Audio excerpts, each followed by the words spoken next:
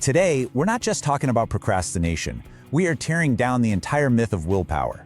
We're going to replace that flawed idea with a system that's based on cold, hard biology. This is about re-engineering your productivity, not with empty motivational quotes, but with what we call incentive engineering. Let's dive in. You really need to let this one sink in, because this idea changes everything. You know that brain fog you feel when you stare at a big project? That's not you being lazy. It's not a moral failing. It is a strategic, calculated, economic decision being made by your brain. The reality is, you aren't failing. You're just offering your own nervous system a really bad deal. So here's our game plan. First, we're going to meet the accountant in the dark. That's your brain's internal investor. Then, we'll diagnose the real problem, something called the metabolic veto. After that, we build a solution with the effort-reward alignment method and look at the neuroscience that makes it all click. We'll wrap it up with a playbook you can use today, the 90-minute payout, and finally, we'll destroy the myth of willpower for good. Okay, let's open the books on your brain's internal economy. You have to understand this. Your brain is not some loyal soldier that just follows orders. No, it's a ruthless, high-stakes investor, and its only currency is your metabolic energy. Every single thing you do is an investment, and believe me, it demands a return. That's right, an audit. Before you even think about starting a task, a deep, ancient part of your brain is running the numbers. It's asking questions like, how much energy, how much glucose is this actually going to cost me? What's the real probability that I'll succeed? And the big one, when do I get the reward? If the numbers don't add up, if the ROI looks bad, your brain has a built-in kill switch. Now look at this. This completely demolishes that whole hustle culture story we've all been told. We're supposed to just grind, to treat willpower like it's this endless well we can draw from. But the neuroeconomic truth is so different. Your brain has zero tolerance for a bad return on investment. It's not going to keep funding a project with some vague payoff in the distant future. It will literally cut the power. See, success isn't about how much you can suffer. It's about aligning the effort with the reward so your brain sees every step as a win. So, let's put a name to the problem. That feeling of being totally stuck, completely overwhelmed, that isn't just a bad mood. It's a real physiological event. We call it the metabolic veto. This is the absolute core of the issue, the reward gap. Your brain works on a principle called hyperbolic discounting. It's just a fancy way of saying it massively devalues rewards that are way off in the future. So that big promotion 6 months from now, to your brain's accountant, that's worth almost nothing compared to the guaranteed dopamine hit you can get from your phone right now. When the effort today is huge and the reward is a distant maybe, you create this giant reward gap, and that just screams bad investment. And this is the mental shift you have to make. You tell yourself, I'm lazy. But what's really happening is a metabolic protest. You think, I lack discipline. The reality is, you're in a state of incentive poverty.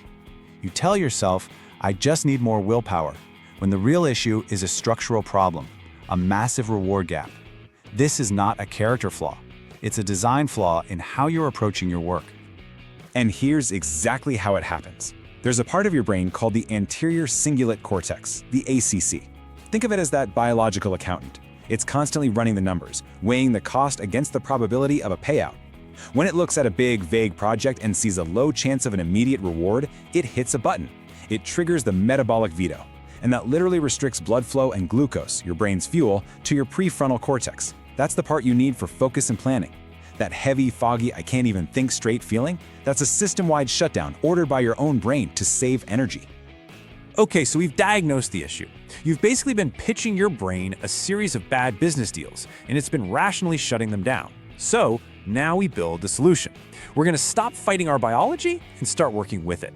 The effort-reward alignment method is all about becoming a better business partner to your brain. It's about turning your work into something that feels like a predictable profit center. And this whole system is built on 3 really simple but powerful pillars. Think of these as the main controls for your motivation. We've got reward density, that's all about frequency, certainty anchoring, that's about proof, and incentive coupling, that's about direct payment. Let's break each one down. First up, reward density. We have to stop designing our work around one giant payoff at the end of some long marathon. Your brain just isn't built for that. Instead, you chunk those big projects down into micro-tasks, small enough that you can get a real win, a sense of completion every 90 minutes or even less. You're basically shifting from waiting for an annual bonus to collecting hourly dividends. And that creates a steady drip of dopamine that keeps your brain engaged and wanting more. Number 2 is certainty anchoring. Remember that brain accountant, the ACC? It hates uncertainty. It hates a gamble. So your job is to de-risk the investment for it. This means making your progress visible, tangible, undeniable. Use a checklist you can actually check off. Watch a progress bar fill up. Track your word count. Give your brain hard data that proves the energy it's spending is actually leading somewhere. You're moving from just hoping for progress to proving it in real time. And the third pillar, incentive coupling. Let's be real, some tasks are just boring. There's no way around it. They have no built-in reward. So for these, we build a bridge. You strategically pair that boring, high-friction work with a guaranteed, high-reward sensory input. But here's the rule. It has to be exclusive. You only get to listen to that amazing podcast while you do your expenses. You only get to drink that special coffee while you work on that report you hate. You are literally paying your brain with a shot of dopamine to do the work. So why does this work so incredibly well? Look, this isn't just some psychological trick. This is a neurobiological intervention. When you put these 3 pillars into practice, you are fundamentally changing which circuit in your brain is in charge. You go from being a victim of your brain's veto system to being the architect of its drive. You're engineering a state of what we call high-equity motivation. So this is the before state. This is procrastination. Your accountant, the ACC, looks at that vague long-term project, it sees that massive reward gap, calculates a terrible return on investment, and it just slams on the brakes. The metabolic veto is on. Power is cut. And you are stuck. But when you align the effort and the reward, a totally different part of your brain steps up. The Nucleus Accumbens. This is your brain's primary motivation center. It detects a clear, certain, and immediate payout, and its signal is simple. This is a good deal. Fund this project now. And it floods your system with dopamine. That's what focus and clarity feel like. That's a genuine desire to do the work. It doesn't ask for power, it unlocks the drive. And get this, every time you finish one of those small, chunked-down tasks, you're doing so much more than just making progress. You're kicking off a neurochemical cascade called the winner effect. That small win releases a little bit of dopamine, which feels good, sure, but it also rewires your brain to expect another win. It makes starting the next task feel 100 times easier. You're not just working anymore. You're building motivational momentum, one win at a time.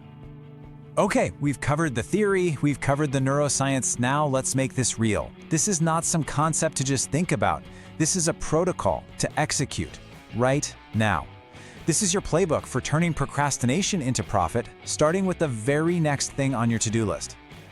So, how do you actually do it? How do you take that one task you've been putting off for weeks and renegotiate the deal with your brain? It all starts with a simple, honest audit of the task. This isn't about getting a new productivity app. It's about finding that hidden reward gap and closing it. Here's your 3-step algorithm. Step 1, identify the gap. Ask yourself, honestly, why is my brain calling this a bad deal? Is the reward too far away? Is the path to get there totally unclear? Or is the task just mind-numbingly boring? Get specific. Step 2, chunk for the payout. Your new rule is this: never start a task that you can't win in the next hour.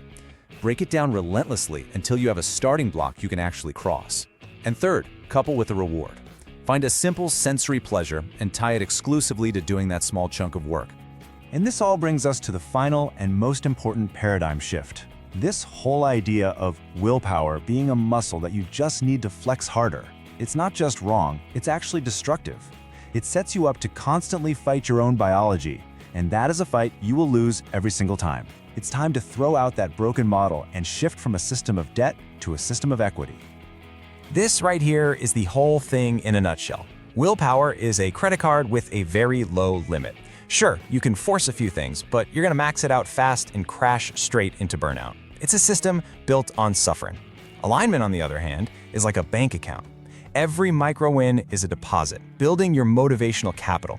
It's a system built on paying your brain to perform. Willpower fights biology, alignment leverages it. Willpower leads to burnout, alignment leads to cashing out. Ending your day with energy to spare, not in a deficit. And that's the mantra to live by. Stop trying to outgrit a biological deficit. You can't. The internal accountant always wins. Your job isn't to be the tough boss demanding more work for free. Your job is to be the smart investor who makes the work profitable on a neurochemical level. Audit the drive, balance the books. The real question isn't whether you have enough willpower. The real question is, what's the first bad deal you're going to renegotiate with your brain? Pay the brain, win the day.